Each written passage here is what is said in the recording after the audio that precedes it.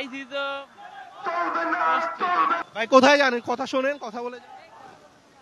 আজকে যে প্রোগ্রামে এসেছেন, কিসের প্রোগ্রামে এসেছেন? জুলাইয়ের প্রোগ্রামে।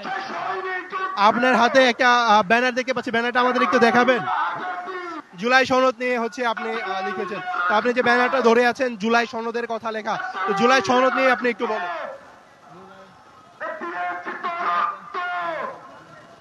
আমি কইতে পারবো না ভাই। আপনি জুলাই সনদ নিয়ে জানেন না? না ভাই, আমি কইতে পারবো না। তা আপনি জুলাই সনদ নিয়ে জানেন না, এখানে সমাবেশে এসে পড়েছেন কেন? ভাই আইছি তো ভাই কোথায় জানেন, কথা শোনেন, কথা বলে যান। আপনি এই জুলাই সনদে ভাই আপনি একটু বলেন ভাই, একটু জুলাই সনদ। হ্যাঁ, জুলাই ঘোষণাপত্র অতি দ্রুত দেওয়া দরকার। এটা নিয়ে ইন্টারভিউ খুবই বিরক্তিকর করতেছে মানুষকে।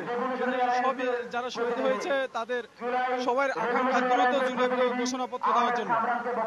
জুলাই সনদ মূল জিনিসটা কি আসলে? মূল জিনিসটা হলো যে আমাদের সবাই নিজের অধিকারটা হাতে পেলে জুলাই, এই জন্য ইন্টারমিডিয়েট এর কাছে গুরুত্বপূর্ণ জুলাই ইন্টারমিডিয়েট। এটা কি জুলাই সনদ? জি, দর্শক, ভাই একে ভাই জুলাই সনদ ঘোষণা কি সেটা নিয়ে ব্যাখ্যা করলাম, জিজ্ঞেস করলাম, উনি আসলে বলতে পারছেন না যে জুলাই সনদ জিনিসটা কি, অথচ জুলাইয়ের যে ব্যানার, সেই ব্যানারটা নিয়ে তারা এখানে দাঁড়িয়ে আছেন এবং এখানে কিন্তু অনেক মানুষই আসলে দাঁড়িয়ে রয়েছেন। তারা আসলে কেন দাঁড়িয়ে রয়েছেন, তারা যে ব্যানারটি নিয়ে দাঁড়িয়ে রয়েছেন সেটি আসলে কতটুক তারা জানেন সেটিও কিন্তু আসলে তারা জানেন বলে আমার কিন্তু সন্দেহ রয়েছে।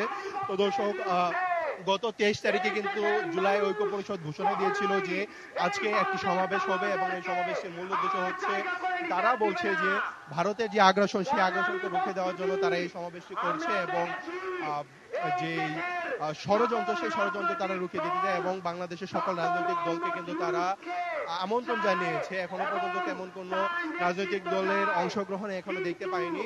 তবে যারা জুলাই আন্দোলনে আহত ছিল তারা এবং যে জুলাই শহীদরা ছিল, জুলাই সেই শহীদ পরিবারের যে সদস্যরা তারা কিন্তু এসেছেন এবং এখানে কিন্তু এই সমাবেশ ইতিমধ্যে শুরু হয়েছে। মানুষ তেমন একটা আসেনি, আনুমানিক 500 জনের মতো মানুষ আসে, 5 থেকে 700 জনের মতো মানুষ রয়েছে।